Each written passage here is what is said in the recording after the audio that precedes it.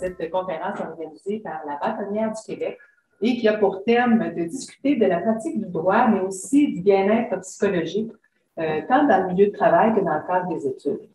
Alors, Madame la Bâtonnière, Catherine Claveau, bienvenue. Bonjour. Vous êtes accompagnée de votre vice-président, le président oui. du Canada, M. Maître Julien Beaulieu, Maître Guy François Lamy, qui est directeur adjoint de l'École du barreau de Québec, et Maître Antoine Sarrazin-Bourgoin, président du Jeune Barreau. Alors, je connais plusieurs de ces personnes et je peux vous assurer que vous êtes vraiment entre bonnes mains cet après-midi.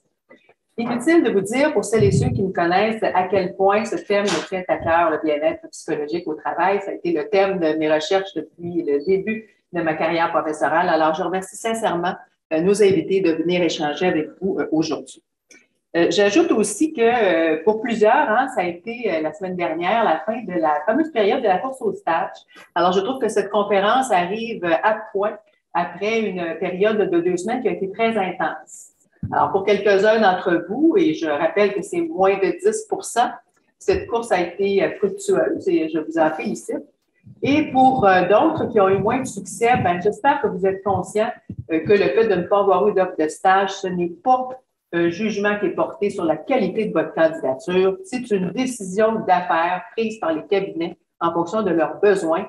Et j'espère que vous prenez cette expérience pour ce qu'elle est, une corde de plus à votre arc, et que vous allez pouvoir poursuivre vos démarches parce que vous êtes souvent au tout début de votre parcours, parce que tous nos étudiants finissent par se trouver un stage, pas d'inquiétude. Et surtout, je vous félicite tous et toutes qui êtes ici cet après-midi parce que vous prenez le temps de venir vous documenter sur les nombreuses options là, qui sont possibles au niveau de la pratique, qui vous permettront de trouver un stage et d'avoir une carrière fructueuse, laquelle peut être dans un cabinet d'avocat, mais laquelle peut être aussi dans bien d'autres milieux tout aussi stimulants, milieu gouvernemental, milieu de l'entreprise, études supérieures, qui sait. Alors voilà, je m'arrête ici pour vous présenter notre conférencière principale, qui est Maître Claveau, qui est notre diplômée ici à la Faculté de droit de l'Université Laval. Alors, on est très heureuse de la revoir qu'elle reprenne contact avec son alma mater dans le cadre de cette conférence. Maître Claveau a exercé le droit de la famille et de la jeunesse et le droit civil. Elle s'est rapidement intéressée au mode de prévention et de règlement des différends. Elle est médiatrice accréditée en matière civile, commerciale et familiale. Elle est administratrice de sociétés certifiées. En 1997, avec des associés, elle a fondé un cabinet d'avocats, le cabinet d'avocats Saint-Paul, qui est un cabinet boutique qui a pignon sur rue à Québec. Depuis 2004, elle est intervenue dans plusieurs dossiers en matière de harcèlement psychologique à titre d'experte neutre et elle a aussi donné de la formation dans ce domaine-là. Elle a enseigné à l'École du barreau de Québec. Elle s'est impliquée rapidement auprès du Jeune Barreau de Québec et du Barreau de Québec et même du Barreau du Québec assez tôt dans sa carrière. En 2015, elle est élue bâtonnière de Québec et elle a ensuite effectué des mandats comme administratrice au barreau du Québec où elle a siégé et même présidé plusieurs comités importants sur la mutualisation de la cotisation, sur l'avenir de la profession et elle a aussi piloté des groupes de travail visant à assurer une meilleure inclusion dans la pratique privée, inclusion des femmes, inclusion de la diversité et protection contre le harcèlement et la discrimination. Depuis le 1er juin 2021, c'est notre bâtonnière pour la 155e bâtonnière du Québec pour un mandat de 2 ans. Alors, on est très heureux de l'accueillir avec nous aujourd'hui. Merci, Catherine. Je ne présente pas mes autres invités. Je pense qu'ils pourront le faire à leur tour. Mais je vous remercie d'être là pour accompagner notre bâtonnière parce que je vous connais assez pour savoir que vous avez une expérience très riche à partager avec nos étudiants et je sais qu'ils vont l'apprécier grandement. Alors, bonne conférence. Merci. Merci. Merci beaucoup, Anne-Marie. Bonjour à tous, mon nom est Julien Beaulieu, c'est moi qui vais servir d'animateur pour la conférence et je vais me permettre de prendre la balle au bon pour vous présenter mes 2 collègues qui sont avec moi aujourd'hui. On a juste à côté de moi mon ami Antoine Sarrazin-Bourgoin qui est avocat en litige à Québec. Si vous posez la question, GBV, un petit peu plus loin ici, là, c'est à lui ça. Et à d'autres. Et à d'autres. Il est avocat en litige. J'ai vu avocat en litige non seulement en droit civil litige et commercial, mais aussi environnement et droit administratif. Antoine est excessivement impliqué. Antoine est l'actuel président du Jeune Barreau de Québec, auquel vous allez tous faire partie si jamais vous devenez membre du barreau à n'importe quel moment. Et je suis persuadé que vous allez avoir la possibilité de parler avec Antoine dans tous les événements qui sont organisés par le Jeune Barreau de Québec. Antoine a fait son droit ici à l'Université Laval. Donc, si jamais vous avez besoin de quelqu'un qui a vécu tout ce dont vous êtes en train de vivre actuellement, vous avez un exemple flagrant juste à côté de moi. Il a été avocat pour la Cour d'appel. Oui, tout à fait, 2 ans. Avocat pour la Cour d'appel. Il a été, je m'excuse, je viens d'Ottawa, donc c'est Teacher's Assistant. Assistant de recherche. Assistant de recherche, exact, oui. Auprès de professeurs ici. Et si jamais vous avez la possibilité d'avoir certaines discussions avec Antoine, vous allez voir que son implication auprès de Jeunes barreaux de Québec, ce n'est pas simplement quelque chose qu'il fait pour le plaisir, c'est quelque chose parce qu'il se sent investi d'une mission de s'assurer d'avoir une proximité avec les plus jeunes avocats et faire en sorte qu'ils se sentent bien dans leur barreau. C'est jamais facile, mais quand on est entre de bonnes mains de commencer dans la pratique, c'est excessivement gratifiant et intéressant. Merci. À l'autre bout, vous avez Maître Lamy. Guy-François est le directeur adjoint de l'École du barreau du Québec. Guy-François va surtout intervenir dans la seconde partie de la conférence, étant donné qu'on va plus aborder la question de l'École du barreau, qui, j'en suis persuadé, est un sujet d'intérêt pour tout le monde qui est ici présent. Quand vous allez entendre Guy-François relativement au bien-être psychologique, je vous encourage fortement à ouvrir tout grand les oreilles. Guy-François a travaillé dans un grand cabinet, dans un moyen cabinet, il a travaillé en contentieux et maintenant à l'École du barreau du Québec. Donc, vous avez des gens ici présents qui sont capables de vous dire c'est quoi la réalité dans toutes sortes de domaines de pratique. Le dernier, moi-même, je l'ai dit, je suis vice-président du barreau, je suis procureur auprès du directeur des poursuites criminelles et pénales à Montréal, donc j'apporte un peu cet angle-là de la pratique publique dans le contexte de poursuites en droit criminel et pénal.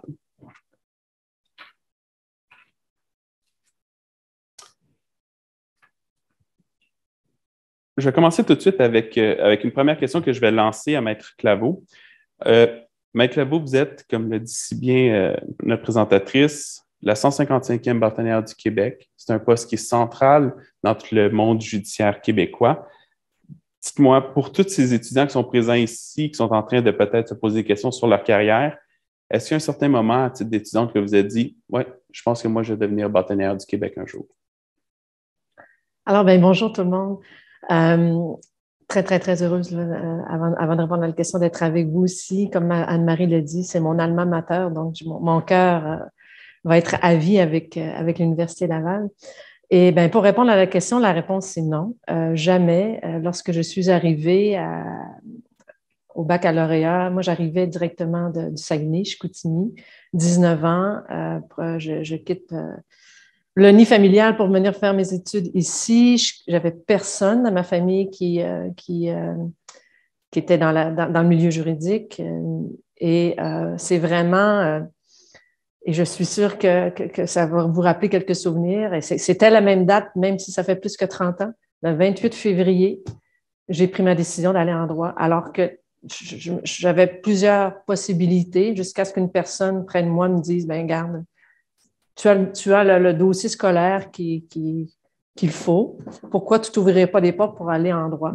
Parce que même si tu ne sais pas trop où est-ce que tu veux t'en aller dans la vie, le droit, ça ouvre plusieurs portes. Alors, c'est ainsi que je suis arrivée à l'Université Laval. Je dois avouer que j'ai trouvé ça très difficile. Ma première année, entre autres, très, très, très difficile. Il y avait presque personne du Saguenay qui était inscrit à ce moment-là. J'arrivais d'un cégep public alors que j'avais une super belle moyenne. Puis j'arrive à mes premiers examens, puis je trouvais ça difficile, le format. Hein? Pas beaucoup de questions pour beaucoup de points. Juste 2 examens dans une année. Alors ça, j'ai trouvé ça beaucoup de travail, beaucoup difficile. Les premiers résultats m'ont déçu. Et c'est certain qu'à ce moment-là, je ne me voyais pas au poste que je suis maintenant. J'ai participé il y a 2 semaines au cours Psychologie et droit qui se donne ici à l'Université Laval avec le juge Gagnon puis la psychologue Karine Poitras. Puis j'ai comme trouvé une formule, je vais la répéter pendant ma conférence. Moi, je trouve que j'ai le parcours d'une fille ordinaire qui a finalement atteint un poste extraordinaire. Et je le dis en toute humilité, bon, ça n'a pas été un parcours si facile que ça, mais c'est pour vous dire que, je veux dire, jamais j'aurais pensé, alors que j'étais au bac en droit, que je deviendrais la bâtonnière du Québec, mais vous avez vu un peu le résumé de mon CV, c'est beaucoup par mon implication hors cabinet, puis mes intérêts personnels et professionnels qui font en sorte que je me suis rendue à ce poste-là. Puis j'ai envie de dire, si moi je suis rendue là, ben peut-être que vous allez pouvoir vous rendre là, vous autres aussi. Puis, juste à côté, Antoine, toi qui es en pratique privée, est-ce qu'il y avait quelque chose à la base qui t'a dirigé vers la pratique privée? C'est quelque chose que tu aurais aimé apprendre sur comment gérer les interactions avec les clients, notamment? Bien, quand j'étais assis à votre place, il y a de cela quelques années, je ne savais pas du tout où je voulais aller. Et c'est pour ça j'ai fait de la course au stage. J'ai été déçu de mes résultats parce qu'à la suite de la course au stage, je n'ai pas obtenu de stage. Mais pendant mon temps au barreau, il y a d'autres occasions d'essayer d'avoir un stage. Et à ce moment-là, j'ai postulé, ce que je n'avais pas fait durant la course au stage. Mais là, j'ai postulé pour la cour d'appel.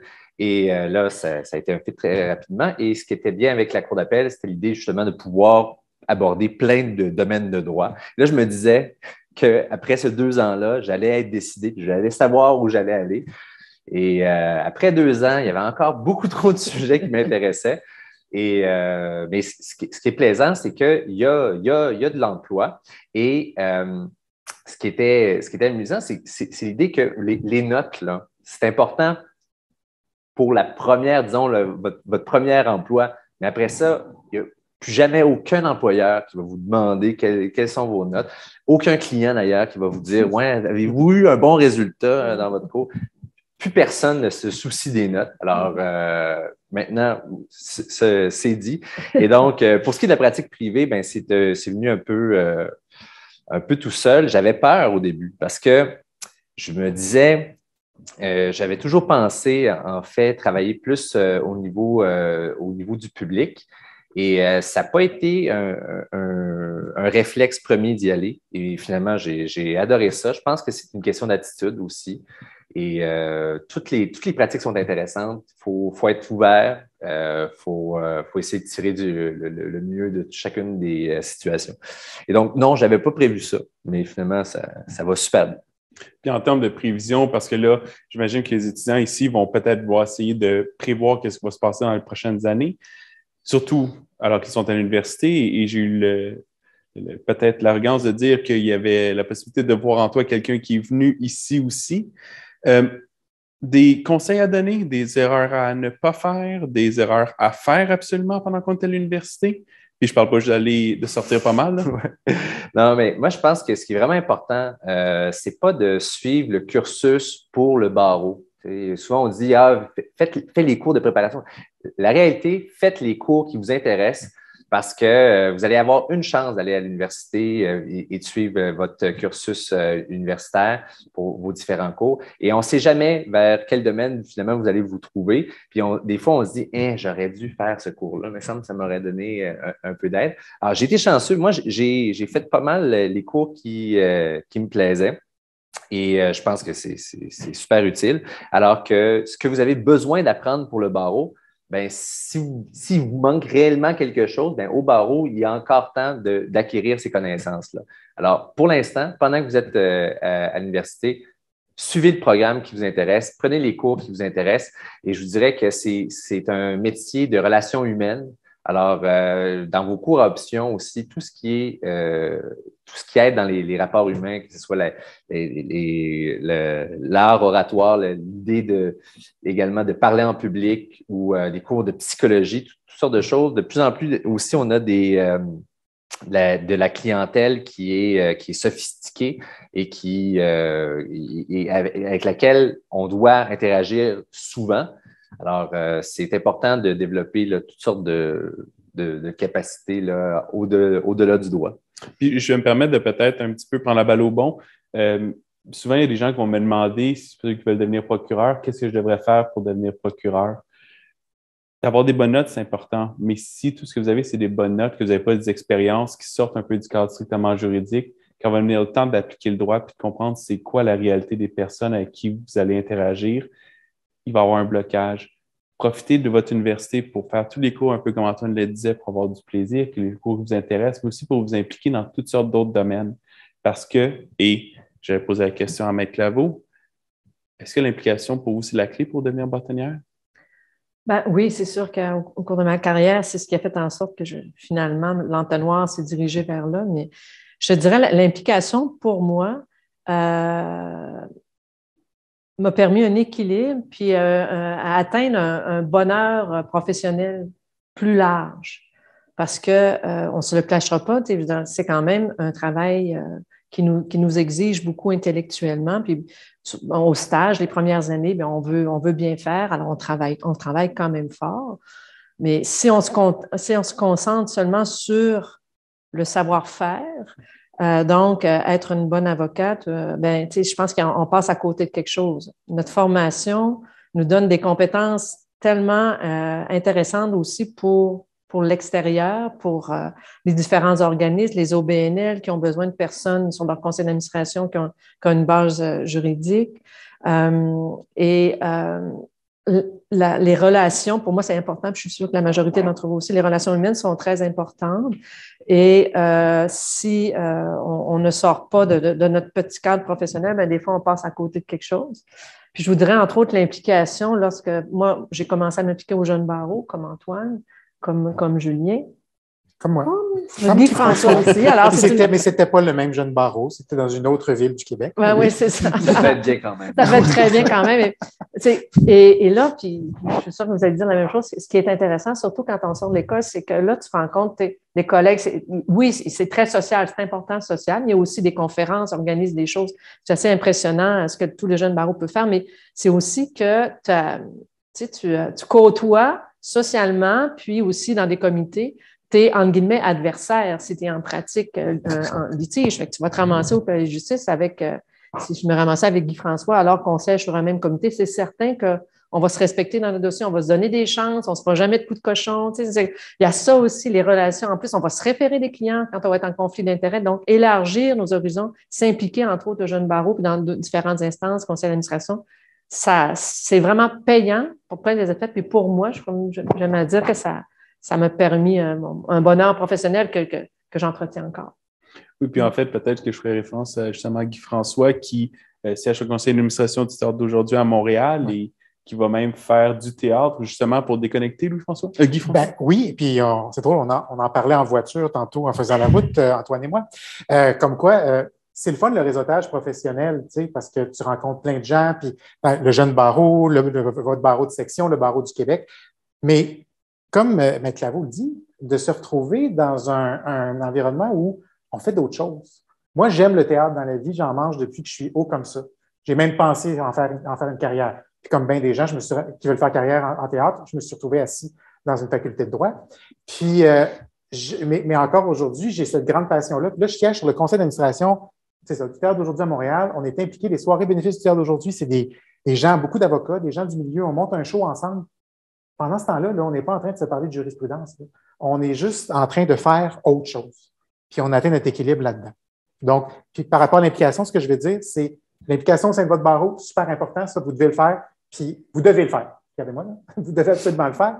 Mais une autre implication pour vous, puis qui ne soit pas stratégique, qui ne soit pas calculée. Je l'ai souvent eu avec des jeunes avocats dans mes milieux qui me disaient « Où est-ce que je dois m'impliquer pour mon développement professionnel, mon développement des affaires? » Et la seule réponse que j'ai pour eux, c'est dans quelque chose que tu aimes. Moi, j'aime le théâtre, je suis impliqué en théâtre. Vous aimez le sport, impliquez-vous dans une ligue sportive. Vous aimez les arts, impliquez-vous dans un musée. Vous avez à cœur la cause des enfants, impliquez-vous dans un organisme qui vient en aide aux enfants en difficulté parce que c'est ce qui vous anime. Puis le reste va se faire naturellement. Moi, je sais qu'à travers mon baccalauréat en droit, et Maître Claveau en a parlé un petit peu d'arriver au début du baccalauréat, d'avoir l'impression qu'on est, en toute humilité, la crème de la crème, parce qu'on arrive du cégep, ça s'est bien passé, on est capable de rentrer en droit. Les premiers examens, c'est difficile. Tout le monde qui est ici sont super intelligents, sont super compétents. Puis pour moi, ça a été quand même quelque chose de difficile au début de mon baccalauréat. Toi, Antoine, dis-moi, des embûches auxquelles tu as fait face pendant que tu étais au baccalauréat, plus tard au barreau, dans la pratique? Ben oui, en fait, vous allez connaître plein d'embûches tout le temps. La vie est quand même difficile, mais l'important, c'est l'attitude derrière tout ça. Parce que, un peu comme tu viens de le dire, c'est vrai qu'en droit, pour pouvoir rentrer, il y a déjà un filtre, là. Alors, vous avez des bonnes notes et vous êtes en compétition avec tout plein d'autres personnes qui ont également des bonnes notes. Et c'est juste qu'il faut réaliser que c'est pas juste ça qui est important. Puis je pense que l'implication, c'est une façon aussi, une sorte d'exutoire là, qui permet de pouvoir penser à autre chose, de ventiler. Je pense que c'est ça le plus important, là, de prendre quand même un recul avec les choses, puis amener se donner du temps pour soi, là, que ce soit le sport, que ce soit l'implication sociale, tout ça, je pense que c'est important de se trouver des trucs comme ça pour pas faire qu'une seule chose. D'ailleurs, vous allez voir dans votre pratique, vous allez être amené toujours à devoir jongler avec plein de choses et c'est bon d'avoir déjà introduit dès le départ là, la petite case là, pour soi. Alors, que ce soit votre moment, que ce soit d'aller au cinéma, que ce soit d'aller voir des amis, consommer de l'alcool de manière très modérée ou, ou autre chose. Il y a des façons comme ça. Mais sinon, pour moi, mes défis, un peu comme Mme la bâtonnière a dit au début, premier examen de la faculté de droit, j'avais jamais étudié durant le secondaire ni le cégep, j'avais jamais ouvert un livre. Et là, je me suis rendu compte qu'il fallait ouvrir des livres à l'université. Il fallait être prêt à faire quelque chose par rapport à ça. Alors oui, on connaît des embûches, mais je vous dirais, vous allez en connaître aussi. La première journée, vous allez être avocat, là, vous allez travailler dans un cabinet où vous allez travailler, peu importe. Quand un client vous a demandé une opinion, quoi que ce soit, le premier courriel que vous allez envoyer, là, c'est tellement stressant, ce courriel-là, parce que là, c'est la première fois que tu dis et là, c'est la forme, c'est le fond. Je pense qu'il faut relativiser les choses. Vous allez voir, il va y avoir toujours des petits défis, mais on s'en sort. Ouais. Je peux vous dire, parce qu'un peu plus tôt, on parlait, c'est la fin de la course au stage. Quand j'ai fait la course au stage, j'ai été pris dans un cabinet et à la fin d'un stage, après avoir travaillé excessivement fort, je n'ai pas été gardé. Je ne cacherai pas qu'à ce moment-là, j'avais l'impression que mon univers était en train de tomber. C'était ça que j'avais dans la tête de faire pour le reste de ma carrière. Et je me suis retrouvé dans mon condo en train de juste broyer du noir tout seul. Puis il y avait plein d'amis qui voulaient venir me voir. Puis je disais non, je veux rien savoir, je veux rester tout seul. Jusqu'à ce que j'ai une discussion avec un de mes amis qui m'a comme laissé passer le message que c'est vraiment pas la fin du monde. C'est bien, bien, bien correct. Ça arrive. Puis il va y avoir plein d'autres opportunités. Et c'est le genre de discussion qu'on n'a pas assez tout le monde ensemble, mais quand on commence à en parler, on se rend compte rapidement que la personne à votre droite, la personne à votre gauche vit exactement les mêmes anxiétés, doutes, le même sentiment de l'imposteur quand vous commencez à vous dire « J'ai-tu vraiment droit à la position que j'ai actuellement? » alors que tout le monde autour de vous y a cru, puis tout le monde autour de vous continue d'y croire. Ce qui nous amène dans le domaine de la santé mentale. Pour ceux qui ont un peu écouté toute la course au batelon l'année passée, vous savez que pour Maître Claveau, tout ce qui est santé mentale est vraiment au cœur de ses préoccupations. Et je peux vous dire qu'on doit se parler à peu près à tous les jours, tous les deux, et il n'y a pas une discussion qui n'aborde pas de front toutes les problématiques de santé mentale au sein de notre profession, au sein des étudiants qui vont aspirer à notre profession et au sein de l'école du barreau. Pourquoi c'est si important pour vous, Maître Claveau? Bien, c'est sûr que, je dirais très, très basiquement, on n'a qu'une vie à vivre. Hein? On a tous qu'une vie à vivre. Et il faut donner les outils à nos membres là, pour essayer de s'en sortir si parfois on traverse une période difficile. C'est un peu ça. Mais tu sais, je veux en toute humilité rendre hommage à l'ancien bâtonnier Paul-Mathieu Grondin. Tu sais, je veux dire, les travaux ont commencé avant que j'arrive. J'en ai fait, moi aussi, une priorité stratégique de continuer à m'inquiéter du bien-être psychologique des membres. Pour moi, c'est important. Vous savez, au Barreau du Québec, on a une grande mission qui est la protection du public. Mais on ne peut pas répondre à cette mission-là si on ne prend pas soin de nos membres qui peuvent connaître des difficultés. C'est bien humain, hein? C'est bien humain, on peut connaître des difficultés. Je peux aussi dire que, je ne sais pas si vous en avez entendu parler, mais en 2018, il y a une chercheuse de l'Université de Sherbrooke qui a fait une grande recherche pour vérifier comment allait la santé mentale au sein de notre profession au Québec. Et les résultats ont été troublants. Et on s'est dit au barreau, alors que j'étais au conseil avant, il faut agir, puis il va falloir prendre action encore plus pour aider nos membres.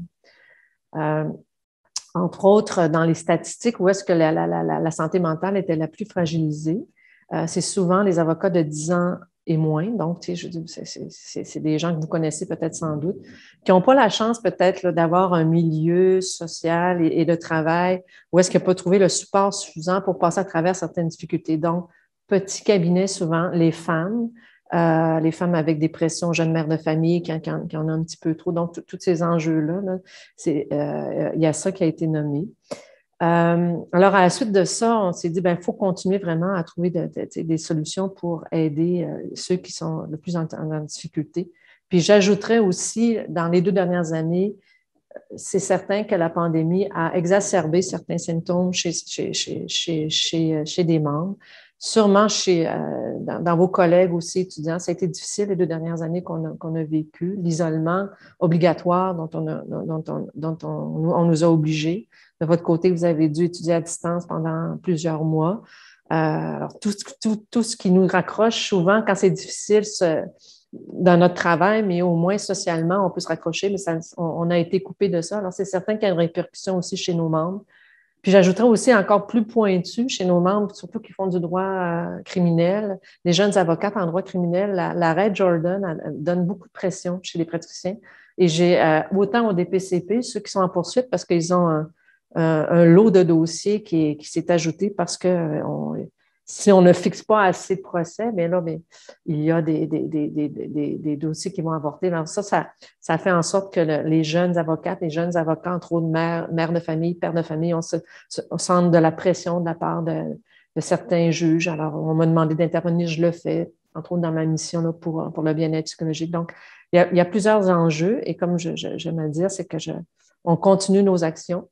Puis, c'est une autre question. Où est-ce que je parle de qu'est-ce qu'on fait? Non, j'encourage fortement à aborder la question tout de suite. OK, juste vous donner quelques exemples de ce qu'on fait concrètement, là, en plus de surveiller ça, c'est qu'il y a un programme qui est un programme d'aide aux membres là, qui sont en prise avec des problèmes, des difficultés psychologique et de santé mentale.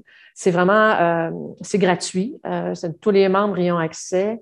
C'est un service de première ligne où est-ce que si on a besoin d'une aide psychologique, bien, il y a quelqu'un qui va nous trouver là, rapidement. Puis ça, je suis assez fière de ça parce que jusqu'à maintenant, les délais d'attente sont peu élevés, donc en comparaison avec les autres en général. Donc, on a un professionnel de la santé mentale qui va pouvoir se charger de nous, qu'on va pouvoir choisir. On a l'équivalent de 6 séances d'1 heure gratuites. C'est quand même un bon départ. Puis, je tiens à vous dire aussi que pour des cas les plus graves, entre guillemets, on ne les laisse pas tomber. Donc, il y a un budget discrétionnaire où est-ce qu'on peut appuyer le membre jusqu'au bout. Et ce programme-là est aussi offert aux stagiaires. Donc, dès que vous arrivez dans le milieu du stage, tantôt Guy-François va vous parler de qu'est-ce qu'on offre à l'École du barreau, mais dès le milieu de stage, vous avez droit à ce programme-là. Un autre programme dont on est très fiers puis qui entre en vigueur ce vendredi-ci, 1er avril, c'est le programme Répit. Je me tourne vers Antoine parce que c'est un programme qui a été inspiré par le Jeune barreau de Québec, qui ont mis ça en branle il y a à peu près 5-6 ans, on peut dire, dans le temps. 4-5 ans, c'est ça. Eux, déjà, ils ont agi concrètement pour les membres, les jeunes membres là, du barreau de Québec qui avaient des problèmes de santé mentale, qui devaient être en arrêt de travail, qui travaillaient en petit cabinet ou travailleurs autonomes et le fait d'être en arrêt de travail donne un souci financier parce qu'il faut quand même payer nos frais fixes. Alors, c'est vraiment une aide financière concrète qui couvre au moins le premier mois où est-ce qu'on ne reçoit aucune aide gouvernementale ou aucune aide là, de nos assurances invalidité. Il y a toujours un délai de carence de 30 à 60 jours, donc c'est vraiment une aide financière concrète. Donc, c'est né là. On a copié ça, si vous me permettez. On a quand même fait des études actuarielles. Alors, ce programme-là, à partir du 1er, qui se ressemble beaucoup à ça, à partir du 1er avril, on l'offre à tous nos membres, tous âges confondus, toutes régions confondues, qui, malheureusement, ont des problèmes de santé mentale pour l'aider à supporter une période, des frais financiers jusqu'à concurrence de 2 000 $ pendant une certaine période. Alors, ça, c'est concret. On a aussi d'autres aides financières. Ça, c'est peut-être moins relié à la santé mentale, mais ça peut aider aussi. C'est si vous désirez faire des études de 2e cycle universitaire, on va faire un allègement de cotisation. Les jeunes mères, pères de famille qui sont en congé parentaux, qui ont besoin d'une aide financière, on appelle ça comme un bébé bonus, un programme aussi d'aide financière. Fait qu'on essaie au moins d'alléger certaines obligations financières là, pour aider à traverser certaines périodes. En plus, on a une grosse offre de formation et de capsules sur notre site web. Ça, je vous invite à aller le consulter. Là, sur le site général du barreau, il y a un espace qui s'appelle Espace A, A pour avocat. Mais tout le monde y a accès. Puis on a vraiment une foule d'informations, dont des capsules vidéo avec des témoignages de personnes marquantes. On a entre autres le juge, l'honorable Clément Gascon, qui est un juge qui vient de se retirer de la Cour suprême, qui a eu des problèmes de santé mentale dont vous êtes peut-être même au courant parce qu'il ne s'en est pas caché. Donc, il fait partie des gens qui ont accepté de témoigner pour dire, écoutez, tout le monde peut être sujet à avoir une problématique d'anxiété extrême, de stress extrême, ou simplement, ou pas simplement, mais de dépression ou de burn-out. Donc, il faut pas se gêner pour demander de l'aide. Aussi, une belle offre de formation, dont une gratuite, là, pour que, dans le fond, on est en 2022. Je vais me dire qu'en 2022, la santé mentale, c'est une priorité, puis c'est surtout quelque chose qu'il ne faut pas se gêner lorsqu'on a des besoins. Donc, on va chercher les ressources, puis on essaie d'en donner le plus possible à nos membres. En parlant de santé mentale, je m'appelle quand j'étais sur les bancs d'école, dès la première année, je commençais déjà à avoir peur de l'école du barreau, que j'entendais des histoires de monstres qui allaient venir me manger pendant les cours à l'école du barreau, et c'était effrayant et c'était énervant pendant 3 ans avant d'y arriver. On a la chance d'avoir Guy François avec nous. Peut-être, Guy François, peux-tu nous en parler un peu de l'école du barreau, puis peut-être à quel point les mythes qui sont véhiculés sont réellement fondés? Ben, je vais commencer en disant que je suis encore impressionné de voir que le corpus de mythes qui existe autour de l'école du barreau, qui existait quand moi, j'étais à la faculté de droit. Moi, j'ai fait ça au début des années 2000, là, ça fait 20 ans. Il y avait déjà un bon corpus de rumeurs au sujet de l'école du barreau, puis il a pris de l'ampleur avec le temps, probablement parce que l'information circule facilement, les réseaux sociaux sont arrivés entre-temps. Alors, la capacité pour les étudiants universitaires et les étudiants de l'école du barreau à amplifier le corpus de mythes auprès de l'école a probablement augmenté. Et avec pour effet que je suis encore étonné aujourd'hui lorsque j'entends des choses au sujet de l'école qui circulent, de me dire, oh mon Dieu, je ne peux pas croire que les étudiants se rajoutent aussi ces informations erronées-là sur la façon qu'on fonctionne. Puis pour cultiver cette impression que l'école du barreau, on est là, on est une petite gang dans un sous-sol, puis on se fait des rituels pour trouver comment on peut encore plus faire couler les étudiants à l'école du barreau. Essentiellement, ce sont tous des mythes qui tournent autour de cette impression-là. Alors, je suis ici pour vous le dire et pour que vous répandiez la bonne nouvelle auprès de votre entourage qui n'est pas ici aujourd'hui. Ce n'est pas là la mission de l'école du barreau. Alors, on n'est pas là pour travailler à votre échec. On n'est pas là pour contingenter la profession non plus. On est là pour que vous réussissiez. On est là pour que vous soyez préparés à la pratique. Tantôt, Antoine parlait du stress du premier courriel, mais l'école du barreau, ce qu'on veut, particulièrement avec la réforme du programme qui est en cours, c'est que ce fameux premier courriel-là, il va être stressant pareil, mais que vous vous sentiez encore plus outillé pour l'envoyer lorsque ce sera le temps de l'envoyer. Et toute l'équipe de l'école du barreau est là pour vous accompagner là-dedans. Donc, mon premier conseil face au passage à l'école du barreau, c'est face à une information qui vous est véhiculée sur comment on fonctionne, vérifiez-la. Puis la meilleure source pour vérifier votre information, c'est l'école elle-même. Donc, communiquez avec le personnel de votre centre. Vous avez une super équipe ici au Centre de Québec. Là. C'est une petite équipe qui est dédiée. Je ne peux même pas vous dire à quel point ils aiment leurs étudiants quand on leur parle.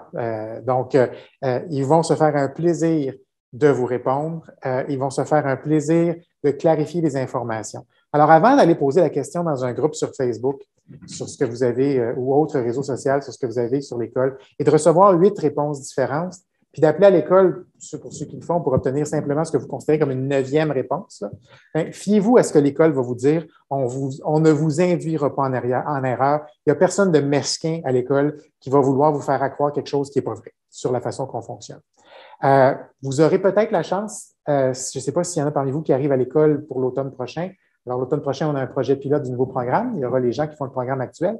Et par la suite, ce sera le nouveau programme. Donc, un programme dans lequel vous allez avoir encore plus de latitude, qui est axé sur la professionnalisation et l'autonomie. Ça peut être stressant, la professionnalisation et l'autonomie, parce qu'en même temps, on vous dit, vous êtes maître de votre étude, vous êtes maître de votre cheminement, vous allez décider à quel moment vous vous sentez prêt à faire quel examen dans la première partie du programme. Puis vous allez vous plonger en deuxième partie du programme dans une situation où vous allez être coaché dans votre apprentissage, mais on ne vous mettra pas tout cuit dans le bec là, les connaissances. De toute façon, les connaissances pour l'École du barreau, c'est ici que vous allez les acquérir.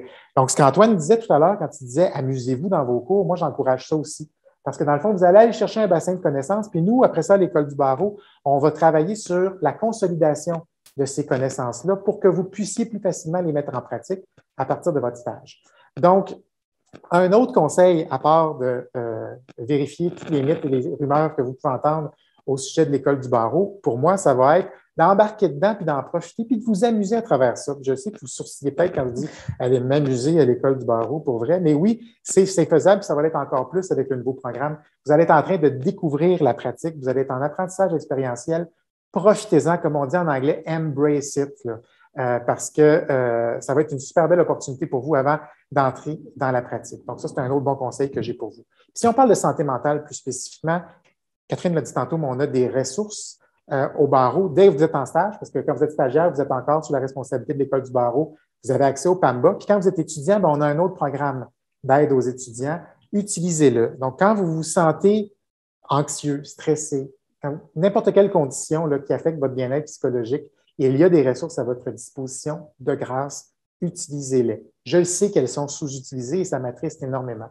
Parce que ce que ça veut dire, c'est qu'il y a des gens qui souffrent en silence, il y a des gens qui n'osent pas en parler puis aller chercher cette aide-là. On passe tous à travers des épisodes. Ça m'est arrivé en carrière. J'ai eu recours au service du PAMBA. Ça a été très bénéfique pour moi. Et puis aujourd'hui, je vais très bien, puis il y en a pas de problème, là. Mais il faut passer ces épisodes-là, puis il ne faut pas avoir peur de le dire. Tantôt, on vous parlait aussi de l'importance d'échanger entre vous et de reconnaître que vous n'êtes pas seul. Je vous présente l'École du barreau, on vous dit amusez-vous puis profitez-en. Mais c'est sûr que vous allez vivre du stress là, à l'École du barreau. Même dans le nouveau programme qui se veut plus adapté à vos besoins, vous allez vivre du stress. Vos collègues aussi. Alors, rappelez-vous ça, c'est hautement important. Donc, dédramatiser, normaliser la situation dans laquelle vous vous trouvez, ça va vous aider grandement à passer à travers aussi cette période-là. Donc, utilisez les ressources. N'ayez pas peur de reconnaître et de le dire lorsque vous rencontrer des difficultés, ça va vous aider ça aussi énormément. Puis, communiquer avec l'école, communiquer avec nous, on est là pour vous. On a des gens qui travaillent pour que les étudiants puissent faciliter leur parcours. Donc, il faut utiliser ça absolument. C'est quoi l'apanage d'un grand avocat en litige? Antoine vient d'être capable de faire dire au directeur adjoint de l'École du barreau d'avoir du fun au barreau. Voilà. J'ai apprécié que j'ai quand même plaidé un petit peu moi aussi avant. Moi, je veux dire que je me rappelle que mon école du barreau était stressante et j'étais probablement une cause de mon propre stress en me disant tout le temps, c'était toujours le problème de futur Julien, le Julien de demain matin qui va étudier parce que le Julien de ce soir, ça a tant de moyens. Toi, comment se passe ton école du barreau, Antoine? Ben, ça a été stressant, ça a été dur, cette période-là du barreau. D'abord, comme je vous l'avais dit, je n'avais pas de stage, alors ça s'ajoutait au stress de dire qu'est-ce qui va arriver après. Puis là, effectivement, il y avait toutes les rumeurs sur la correction qui était faite et tout ça. Mais moi, j'ai adopté une hygiène. Je me suis dit, il faut que je continue à m'entraîner, il faut que je me suis remis au yoga, qui était quelque chose que j'aimais faire quelques années avant, puis là, je me suis remis à faire ça. Puis je pense que c'est ça. Faut occuper l'esprit aussi à autre chose et je me permettais un film à tous les soirs. Oui. Je le dis aux étudiants. Alors, je me permettais un film et ça fonctionnait quand même. Un film, un bon livre, du sport. Puis, ça, c'est mon dada, là, et mes collègues vont être tannés de l'entendre, je le répète. Votre hygiène de sommeil. La qualité de votre sommeil est extrêmement importante. Et j'ajouterais juste quelque chose. Moi, je vous dirais que dans la pratique, je vous ai parlé, surtout dans la pratique privée, c'est le contact client qui est important également, là, mais je vous dirais, c'est rare qu'avec un client, on va lui dire tel avancement jurisprudentiel, c'est pas ça qui va l'intéresser tant que ça, mais si vous lui dites j'ai vu le dernier film de Denis Villeneuve ou est-ce que vous avez regardé la partie de hockey? Bref, développer d'autres champs d'intérêt, c'est bon parce que vos clients vont également avoir toutes sortes de champs d'intérêt qui sont autres que ceux développés dans vos cours de droit. Alors, je pense que c'est une bonne chose à faire. Et c'est également une autre chose à faire avec vos collègues et confrères des autres cabinets, parce que vous ne pourrez pas parler de vos dossiers en raison du secret professionnel. Trouvez d'autres sujets de conversation, développez-vous pleinement. Et ça permet de, justement, disons, diversifier les plaisirs et garder une bonne santé mentale. Maître Lavaux, est-ce qu'on doit s'attendre à avoir des tapis de yoga au bureau de la Maison du Barreau à Montréal? Ben, pourquoi pas? Pourquoi pas? Si ça peut ajouter au bien-être. Mais je vais faire un petit peu de pouce sur ce qu'Antoine vient de dire parce que moi aussi, quand j'étais à l'École du barreau et au bac, là, ce qui m'a permis là, de garder un certain bien-être, ça a été, moi, j'aime beaucoup bouger, donc le sport, l'hygiène, le PEPS, puis c'était pas beau comme c'était là. Écoute, j'en reviens pas. Quand je retourne au PEPS, la piscine olympique, puis les deux autres stades, le stade de baseball, le stade couvert, c'était loin d'être ça, mais quand même, on avait ce qu'il fallait pour lâcher notre fou. Dans ce temps-là, c'était le workout qui était populaire, puis c'était vraiment le fun. On allait après nos cours faire ça. Puis je me donnais aussi comme truc avant les examens de prendre une pause d'au moins une demi-journée où est-ce que je sortais de mes livres pour aller justement m'entraîner, puis aller mettre mon esprit ailleurs pour m'enlever du stress. Puis ça, ben, je continue à le faire. Pour moi, le bien-être psychologique va aussi avec le bien-être physique. Donc, le plus souvent possible sur l'heure du midi, je sors courir ou faire du ski de fond si je peux, ou jouer au tennis, faire du vélo. Ça, pour moi, c'est bien important. Puis toute la culture aussi, prendre le temps de lire des bons livres, d'aller au cinéma, c'est vraiment très important. Puis peut-être, si tu me permets, j'ajouterais quelque chose aussi par rapport à ça.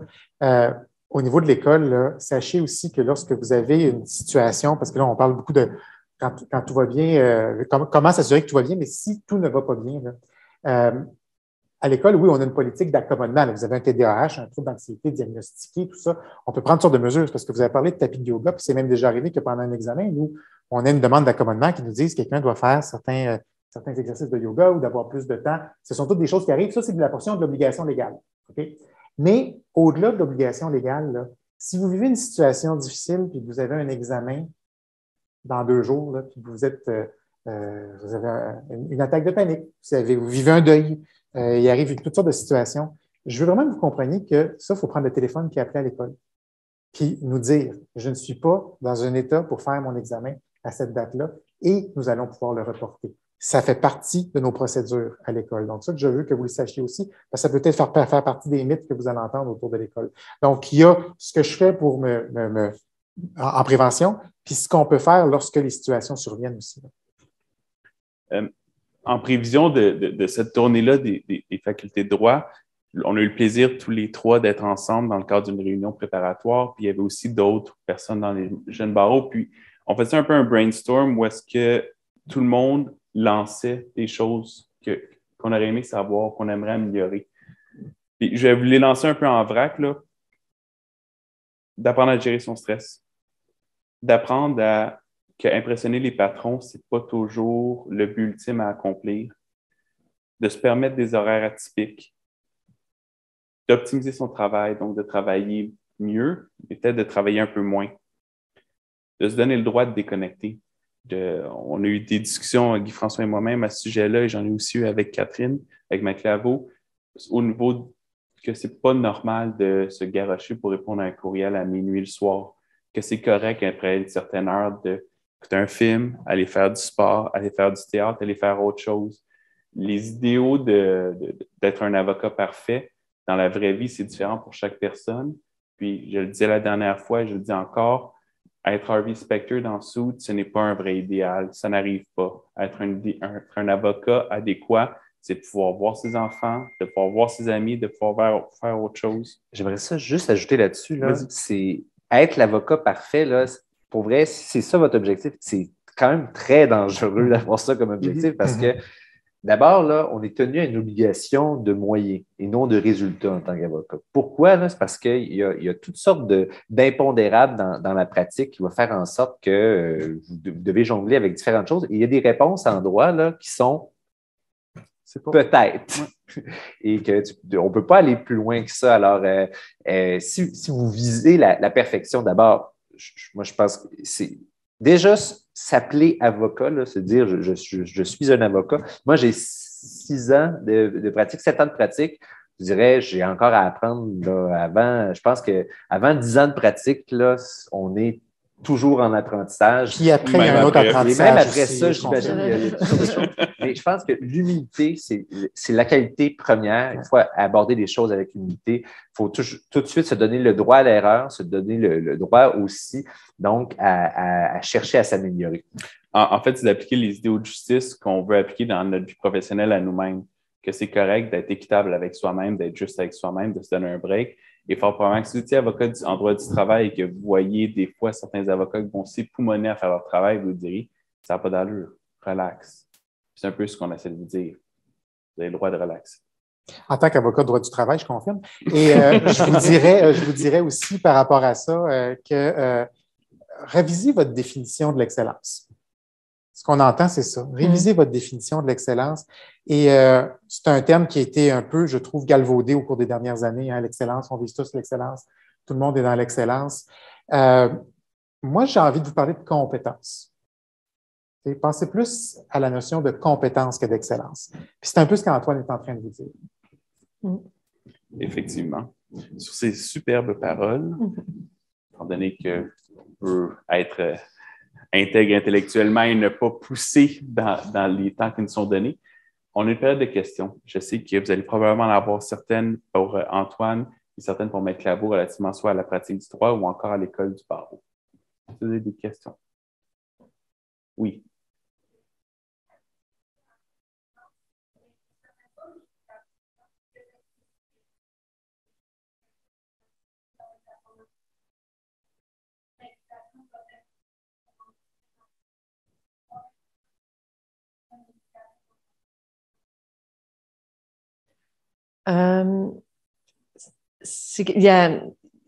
La question est bonne. Je pense que c'est important, l'implication aussi, mais la formation continue, c'est aussi par rapport, on n'est pas le seul ordre professionnel à exiger des heures de formation continue. C'est pour un maintien des compétences. Encore une fois, mission de protection du public. Donc, c'est un peu un incontournable. Par contre, je vous dirais, dans votre carrière, si vous vous impliquez, bien, à quelque part, ça va être payant partout où vous allez être, personnellement, mais aussi collectivement. Puis, je veux dire, si vous voulez atteindre, là, de monter des échelons partout où vous allez être, votre implication va toujours être bien vue, regardée. Si vous voulez être ce qu'on appelle des avocats émérites, les super avocats là, qui sont exemplaires, qui peuvent mettre cette particule-là derrière leur nom, bien, ce sont les avocats qui ne se seront pas contentés de pratiquer et qui vont avoir fait une différence dans leur milieu, dans leur implication. Donc, moi, je dirais, je le verrais plus un acquis de façon large, mais enlever des heures de formation pour l'implication, pour moi, je ne suis pas sûre que c'est une bonne chose à faire. J'ajouterais peut-être à ça. Mais j'ajouterais juste à ça que la formation continue, quand on vous parle d'équilibre, là, moi, ça fait 17 ans que je suis membre du barreau. Là, faire 30 heures sur 2 ans, là, ça n'a jamais été une source de stress ou de pression pour moi. Ça se fait facilement. Okay? Il y a différentes façons de faire son 30 heures. Vous pouvez, vous inscrivez à des colloques d'une journée. Là, le barreau, on fait les développements récents dans tel domaine ou tel domaine. Moi, j'ai fait les développements récents chaque année dans mes domaines de pratique en droit du travail, en droit administratif. Puis déjà, tu fais 6 heures ici, 6 heures là, tu en fais 2 par année. Tu viens déjà de faire 24 heures sur tes 30 heures. Puis tu complètes ça un petit peu partout. Quand tu es avocat interne, j'ai été en contentieux, c'est encore plus merveilleux parce que tous les cabinets d'avocats, comme tu es leur client, ils t'invitent dans leur journée de formation gratuitement. Tu fais ça sur l'heure du dîner. Puis même si tu es avocat en cabinet, bien, tu fais les formations à l'interne dans ces bureaux-là. Il y a plein d'opportunités. Le barreau offre des formations d'une journée, mais il offre des formations d'1 heure le midi. Ça se fait super facilement, personnellement. Puis j'ai jamais entendu quelqu'un me dire que ça lui causait une pression de faire 30 heures sur 2 ans. Je vous rassurerai là-dessus. Et j'ajouterais qu'au niveau santé mentale, là, c'est fantastique d'être à jour, de se sentir à jour aussi avec les formations professionnelles. En fait, ça vous donne de la confiance pour aborder différents sujets. Donc, je verrais ça quand même comme 2 choses complètement distinctes. Vous allez voir, de toute façon, en vous impliquant, là, vous allez avoir plein d'autres avantages qui sont peut-être intangibles pour l'instant, mais qui vont se révéler plus tard. Puis l'offre de formation est très variée. Puis entre autres, aux jeunes barreaux, vous en préparez. C'est ça, puis on adopte ça. Des fois, on joint ça à une activité agréable. Il y a vraiment plusieurs façons de faire ces 30 heures-là. Puis sincèrement, moi, j'en ai toujours plus que 30 parce que c'est toujours, il y a beaucoup d'occasions qui se présentent que tu embarques, puis souvent, tu sais, Ben oui, on est rendu en mars, là, on est à 1 an de la fin du cycle actuel, puis j'ai déjà fait mon 30 heures. Moi, dépassé mon 30 heures. Là. Puis on peut en rapporter pour l'année suivante. C'est ça. On est déjà trop.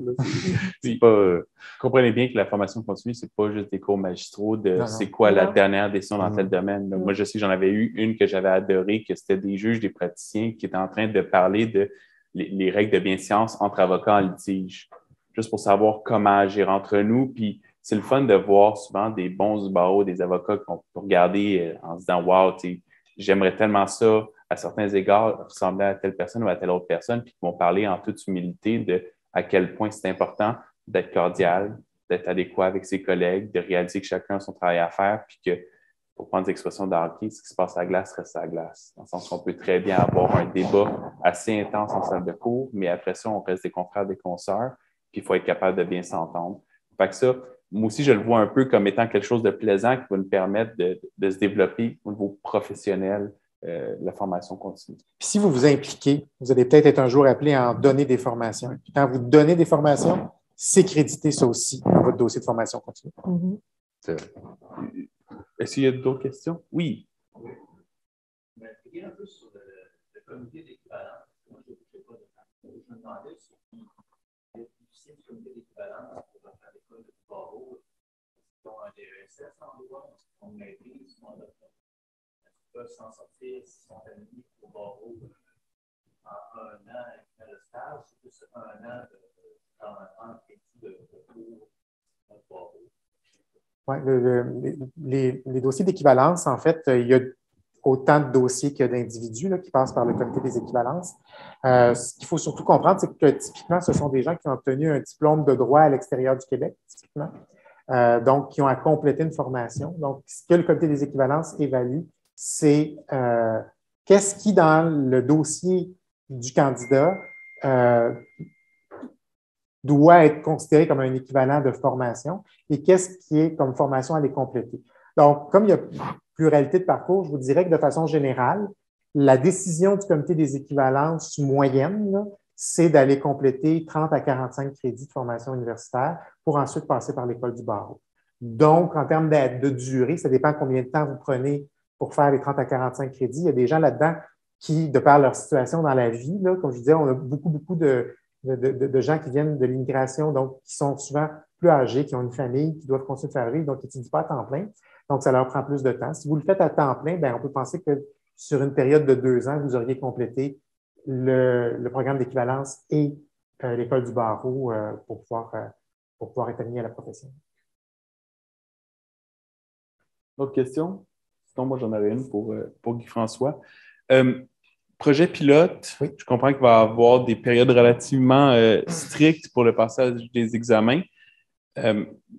Comment ça va se passer de façon concrète? Est-ce qu'on va vraiment avoir fait tous les examens dans une période de 6 semaines à peu près? Projet pilote, oui, parce que là, on teste le programme. Donc, pour ceux qui se sont inscrits au projet pilote, ça va être, vous allez avoir 3 examens à passer dans la première partie, là, dans le premier 6 semaines. Vous allez avoir le matériel pour vous préparer à l'examen d'application des connaissances en droit à partir du mois de juin, si vous avez complété tous vos cours universitaires. Là, vous allez avoir le matériel pour vous préparer par vous-même, pour avoir des webinaires, pour pouvoir poser vos questions à des professeurs, des exercices, des pratiques d'examen. Ça va vous permettre de faire l'examen d'application des connaissances en droit qui, lui, va avoir lieu en octobre. Entre-temps, à partir du mois d'août, il va y avoir les cours d'éthique, déontologie, pratiques professionnelles pendant 2 semaines suivis d'un examen, comme c'est le cas dans le programme actuel, ça ne change pas. Puis les cours de théorie de la cause et rédaction suivis d'un examen. Donc, une fois qu'on a réussi ces 3 examens-là, là, vous allez pouvoir entrer dans l'apprentissage expérientiel qui va comprendre le passage à la clinique juridique du barreau et des cliniques techniques. Donc, des cliniques techniques à l'oral, qui va être, dans le cas du projet pilote, en représentation pénale, puis une clinique technique à l'écrit qui va être sur la rédaction contractuelle en droit des affaires. Ça, c'est le projet pilote pour 150 étudiants qui va nous permettre de faire les ajustements nécessaires. Lorsqu'on va entrer lorsque ce projet pilote-là va devenir le programme régulier, à ce moment-là, les étudiants vont pouvoir personnaliser leur parcours. Donc, les dates d'examen ne seront pas, elles vont être dans le calendrier, mais ça va être à l'étudiant de déterminer quand il se sent prêt pour passer chacun des examens. Et il aura une période de 3 ans pour faire la première partie avec ces 3 examens-là et l'apprentissage expérientiel. Donc, quand je vous disais qu'on enlève un petit peu de pression de performance, là, c'est que vous avez 3 ans, 3 chances par examen pour réussir, puis après ça, vous êtes en apprentissage expérientiel. C'est un des gros objectifs qu'on a avec le programme de l'école. Donc, projet pilote, ça vient avec la réalité d'un projet pilote. Il faut le faire dans une période définie pour nous permettre de l'ajuster, mais l'objectif, c'est que le programme devienne un programme où vous allez pouvoir personnaliser votre parcours. Puis, dites-moi, Maître Laveau, la situation de l'emploi actuellement pour les futurs avocats, à quoi ça ressemble? Bien, écoutez, c'est assez surprenant, mais et presque subi, parce qu'il n'y a pas si longtemps, on avait des jeunes qui avaient de la difficulté soit à se trouver un stage ou à se trouver des emplois. Bien, la tendance du marché ailleurs se reflète aussi chez nous. Je pense qu'on est dans une période où on peut se dire que tout le monde va avoir un stage. Oui. En ce moment, je suis pas inquiet pour vous. Oui. Puis aussi un emploi. Je vous dirais qu'au contraire, moi, ça va probablement faire partie de mes défis des prochaines années. C'est justement ça. Puis ce qu'on fait là aujourd'hui, on veut conscientiser les employeurs aussi. Il faut garder nos membres chez nous parce qu'il y a certains jeunes membres, jeunes femmes, entre autres, là, quand je vous parlais de l'exemple de pression, l'arrêt Jordan en droit criminel, j'entends d'une ancienne présidente de l'Association des avocats en droit criminel qu'il y a des jeunes avocates qui, en raison de la trop grande pression, décident tout simplement de quitter la profession. Ça, c'est quelque chose qui me dérange beaucoup. Donc, ça, je pense qu'il faut rebâtir ça, là, faire moderniser notre profession, ça veut dire un aménagement d'heures de travail. Ce qui s'est passé dans les 2 dernières années au niveau du télétravail, mais je pense c'est un incontournable, d'offrir des heures de travail plus souples, le droit à se débrancher. Alors, tout ça, c'est toutes des affaires qui vont faire en sorte qu'il va falloir changer les mentalités des employeurs pour justement garder les talents. Puis ça, ça se traduit pour répondre, je réitère qu'au moment où on se parle, des stages, il y en a. Puis si après le stage, ils ne vous gardent pas, un peu comme Antoine. Puis moi aussi, ça m'est arrivé, j'ai eu comme toi, moi, j'ai eu mon stage, ils m'ont gardé un peu, puis je suis partie, puis ça a été la fin du monde. Je me suis trouvée autre chose. Je me suis bâti une carrière à mon goût. Donc, je pense que ça, là-dessus, on peut vous rassurer. Là, il va en avoir de l'emploi. On reçoit des appels en ce moment à l'École du barreau parce que c'est nous qui gérons le portail d'affichage des stages là, pour les étudiants. On reçoit des appels de milieux de stage, des milieux de stage en vue des organismes publics, parapublics, des grandes entreprises, des cabinets d'avocats de taille significative, mais qui ne sont pas dans l'entente de recrutement de la course au stage, qui nous disent j'ai poursu de CV là, pour mon poste de stage que j'ai affiché. Donc, ils nous appellent avec cette panique-là. Ça veut dire que vous avez le gros bout du bâton là, en ce moment sur le marché de l'emploi. Puis, comme on parle maintenant de mesures, là, télétravail, déconnexion, tout ça, moi, quand j'ai commencé, on n'aurait jamais pu penser que les cabinets à l'époque iraient dans ces directions-là. Parce que ça ne se voyait pas, la pandémie n'était pas arrivée, mais indépendamment de la pandémie, on n'aurait pas imaginé ça. Puis aujourd'hui, toutes ces mesures-là, moi, j'ai un cabinet que je connais bien qui a implanté une politique de droit à la déconnexion et j'ai été positivement étonné d'apprendre ça. Et je suis sûr, c'est peut-être pas le premier, c'est le premier dont moi j'entendais parler, mais que je vais en entendre parler d'autres aussi qui vont aller dans ces directions-là, puis qui réalisent aussi que c'est pas juste, pour reprendre l'expression que j'aime utiliser, en jetant de l'argent sur le problème qu'on règle la situation. Donc, en augmentant les salaires ou en donnant des cadeaux, des cartes cadeaux, puis toutes sortes d'autres affaires qui coûtent de l'argent. Ils le font pareil pour plusieurs milieux de travail, là, mais je pense qu'ils réalisent que ce n'est pas que ça qui va faire en sorte qu'ils vont garder leur main-d'œuvre. Donc, oui, on va avoir un enjeu avec ça. Le revers de ça, c'est qu'on va vous demander de plus en plus de faire plus avec moins parce qu'il manque de monde. Puis ça, ça va être à surveiller pour nous autres aussi du côté du barreau. Droit à déconnexion à Québec, il me semble que c'est quelque chose qui est un peu plus structuré même. On a-tu droit à déconnexion 1 mois par année à Québec? Oui, c'est ça. Et en fait, il y a une initiative qui a été mise en place pour inviter les gens justement à avoir, disons, une hygiène de communication plus viable un peu. Alors, on se fait un défi à Québec. En février, on essaie de ne pas faire de communication avant 7 heures le matin et 7 heures le soir. Disons qu'en 12 heures, on a beaucoup de communication possible. Puis après ça, ça ira au lendemain. Alors ça, c'est une initiative. Ça fait 2 ans que c'est en place et on invite là, à tous les intervenants du milieu judiciaire d'adopter ça. Puis je vous dirais que, par expérience, c'est vrai que, dans la vie, on dit tout le temps que passer 10 heures, là, il n'y a rien de bon qui peut arriver. Là. Mais c'est vrai endroit aussi. Là, il n'y a rien de pire que de faire des actes professionnels quand vous êtes fatigué ou que vous avez d'autres choses en tête. Là, vous êtes mieux de vous reposer puis d'établir le plus rapidement possible ce que j'appelle l'hygiène de travail, la séparation là, entre le travail et la maison. Moi, personnellement, c'est ce que je fais. J'aime mieux rester un peu plus tard au travail. Puis quand je quitte le travail, ben, les choses restent là et je m'en vais à la maison. Puis à ce moment-là, ben, je ne travaille plus. Puis, comprenez bien que la fonction de toute cette tournée-là, c'est vraiment de montrer que le barreau prend des initiatives parce qu'on est conscient de tous les problèmes puis du stress, de l'anxiété que peuvent vivre les avocats, mais aussi les étudiants. Et c'est aussi névralgique que les étudiants vous-même, vous en parlez entre vous. Quand ça va un peu plus mal, puis vous allez voir, là, puis je vous le dis, je l'ai dit la dernière fois à Ottawa et je le répète aujourd'hui, quand j'étais à la fac de droit à l'Université d'Ottawa, pour moi, c'était jamais j'aurais admis ça. Voyons donc, je suis un gars, il faut que j'ai l'air du mâle alpha, tout est facile, tout va bien, je n'ai pas besoin d'étudier, je vais avoir des bons résultats. Puis le meilleur moyen de régler la situation quand quelqu'un me dit « Hey, j'ai une journée un peu plus rough, Julien », c'était le classique « Voyons donc, avec une bine sur l'épaule ». Puis au fur et à mesure que moi, ce que j'ai progressé comme étudiant, comme avocat, j'ai réalisé que des fois, je suis très stressé, trop stressé. Puis j'ai même récemment ma supérieure qui m'a dit que elle ne me voyait jamais stressé, mais les fois que j'étais stressé, que le monde se tassait, s'éloignait. C'est pas sain. Ça devrait être beaucoup plus normal de juste dire je l'ai un peu plus rough aujourd'hui, t'en parles un peu, la tension rediminue. Puis là, tout d'un coup, tout est beaucoup plus clair. Les actes juridiques, effectivement, qui sont faits quand on est dans une période de stress, sont jamais bons. C'est mieux d'avoir pris un peu de recul, puis à ce moment-là, on va être capable de faire une bonne job. S'il n'y a pas d'autres questions, moi, je voudrais peut-être juste ajouter quelque chose, parce que c'est drôle, parce que j'étais dans l'auto tantôt, je m'en venais, puis j'ai comme eu le flash qu'effectivement, je savais que vendredi dernier, midi, c'était classé, la course au stage, puis je me disais, il faut que j'en parle, puis Anne-Marie m'a devancé. Ce qu'Anne-Marie vous a dit, c'est tellement vrai, c'est tellement...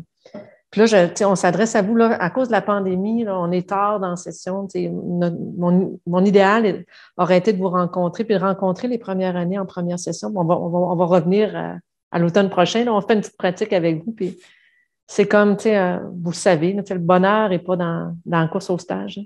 Puis je sais que c'est plus facile à dire qu'à faire. On est tous parfois habités par une performance malgré nous, hein, souvent même, on en est très anxieux. Mais c'est vraiment important là, de se rappeler qu'on peut avoir vraiment des belles carrières. Puis si c'est ça qu'on veut, travailler dans le bureau, c'est correct aussi. Là. Mais c'est pas fait pour tout le monde. Puis ça ne veut pas dire que le bonheur est là nécessairement. Puis de ne pas s'en faire là, si on n'a pas, on ne fait pas partie des 10% les plus privilégiés parce que le droit, ça mène à tout. Puis il y a tellement de milieux de travail intéressants. Fait que, je comprends que quelqu'un avait une question. Oui. Non? Oui. Oui. Bonjour. Moi, j'ai fait mon bac ailleurs. Maintenant, je continue en justice. Maintenant, pour accéder à l'école du barreau, pour savoir si je devrais attendre la fin de ma formation pour déposer pour l'équivalent.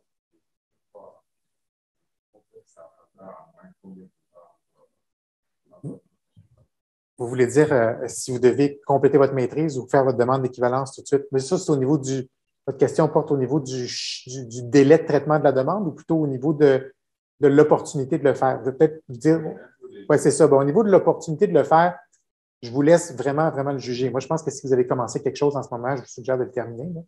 Mais c'est sûr que si vous dites, je suis pressé, je veux absolument commencer mon parcours, vous pouvez le faire, mais je pense que si vous allez soumettre aux équivalences votre diplôme que vous avez obtenu au Maroc, plus votre maîtrise, puis ça va être pris en considération dans l'analyse de votre demande. Donc, moi, je vous suggère de compléter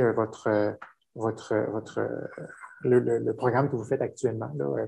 Puis ensuite de ça, quand vous allez déposer votre demande au niveau du comité des équivalences, une fois le dossier complet, ce n'est pas très long là, à ce qu'il soit traité par le comité des équivalences, puis vous pouvez ensuite selon la décision qui est rendue, faire les cours à compléter pour pouvoir apprendre ensuite de ça, entrer à l'école du barreau, comme je le disais tout à l'heure à l'autre question. Oui. Une question pour les étudiants qui vont rentrer au barreau à l'hiver 2023. Oui. Donc, la dernière vieille question. De ce que j'ai compris, c'est juste le 4 mois qui est disponible pour le guide. Si vous entrez à l'hiver, Oui. effectivement. Et comment va se dérouler si jamais il y a un problème avec la nouvelle version? Oui, on a prévu ça. Donc, il y a des mesures de transition qui sont prévues.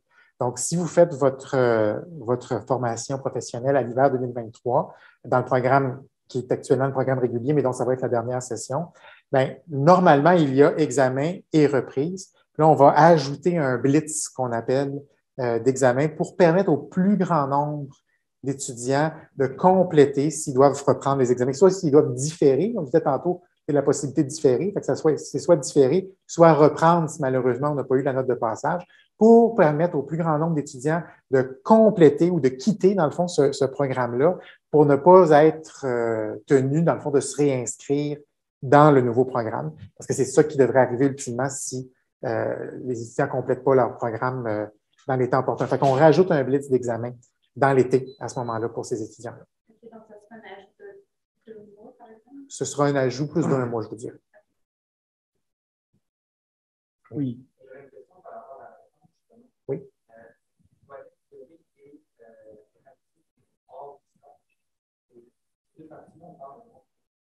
Si on fait le parcours d'un coup, là, puis que je ne rentre pas dans le fait qu'on peut différer son examen pendant 3 ans, si vous commencez la session là, au mois d'août, à l'automne, par exemple, la session d'automne qui commence à la mi-août chez nous, si vous commencez à ce moment-là, que vous faites ça d'un coup, on parle d'environ 6 mois. Puis, peut-être, François, concrètement, les cliniques juridiques, ça va ressembler à quoi? La clinique juridique, là, vous allez arriver, vous allez dans un groupe d'environ une douzaine d'étudiants avec 3 superviseurs. Vous allez avoir un superviseur en clinique juridique en droit civil, en droit de la famille, puis en droit social, en droit administratif.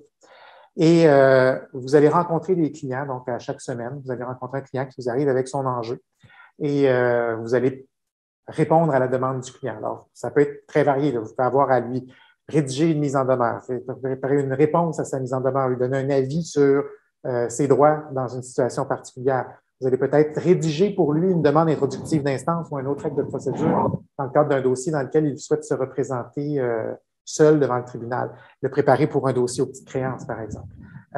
Vous allez, donc, il y a une pluralité là, de dossiers qui peuvent arriver. Donc, vous allez préparer ça sous supervision étroite de votre superviseur qui va vous coacher, dans le fond, là-dedans. Puis, ce qui va être évalué dans tout ça, c'est votre progression.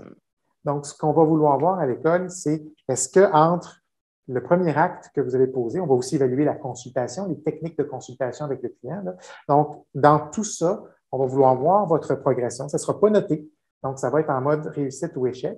Puis, à la fin, si jamais il y avait des lacunes encore, bien, au lieu de reprendre le programme comme on le fait actuellement, si on ne réussit pas les examens et la reprise, bien, ce sera peut-être de compléter un acte ou de compléter un travail juste pour qu'on puisse évaluer la progression. C'est comme ça qu'on va évaluer la réussite dans ce deuxième bloc-là au niveau de la clinique juridique. Puis les cliniques techniques dont je parlais tout à l'heure, mais ça va être vraiment des cours pratiques. Donc, comme il n'y aura pas de représentation en clinique juridique, vous n'irez pas à la cour, on va faire une clinique technique en représentation où là, vous allez vraiment simuler un dossier dans lequel vous avez un procès, par exemple, pour présenter une partie. Simuler une négociation. La clinique technique en négociation va être obligatoire parce que, évidemment, les PRD, là, les modes alternatifs de règlement différents, prennent une place qui est quand même très importante dans la pratique et qui est nécessaire. On veut contribuer aussi à l'accès à la justice à l'école du barreau. Donc, on veut vous préparer vous-même à favoriser des mesures qui favorisent l'accès à la justice comme celle-là. Donc, négociation, ça va être une obligatoire. Donc, vous allez suivre.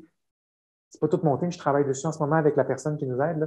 Probablement qu'on va être au niveau de 3 dossiers que vous allez suivre dans la clinique technique en négociation. Puis celle en rédaction, mais ça va être ça, des dossiers fictifs. Donc, c'est l'ensemble de ça qui va constituer votre apprentissage expérientiel qu'on appelle le bloc 2 du programme. Est-ce qu'il y aurait d'autres questions?